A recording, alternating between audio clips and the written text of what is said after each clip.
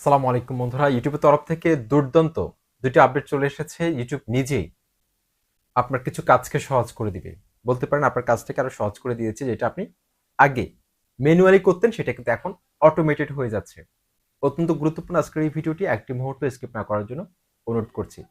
YouTube প্রতিনিয়ত বেশ কিছু আপডেট নিয়ে আসে।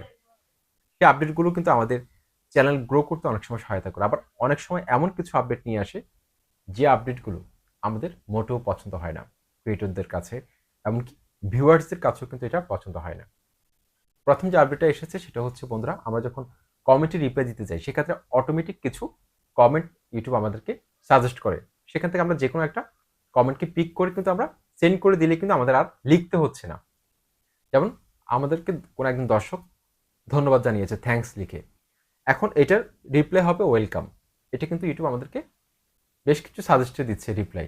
You are most welcome, welcome, বিভিন্ন ইমোজির মাধ্যমে দিচ্ছে। এটার মাধ্যমে কিন্তু আমরা খুব শর্টকাট জাস্ট ক্লিক করেই আমরা সেন্ডে ক্লিক করে দিলে কিন্তু এটা চলে যাচ্ছে দর্শকদের কাছে। এটা আমাদের সময় সেভ হচ্ছে।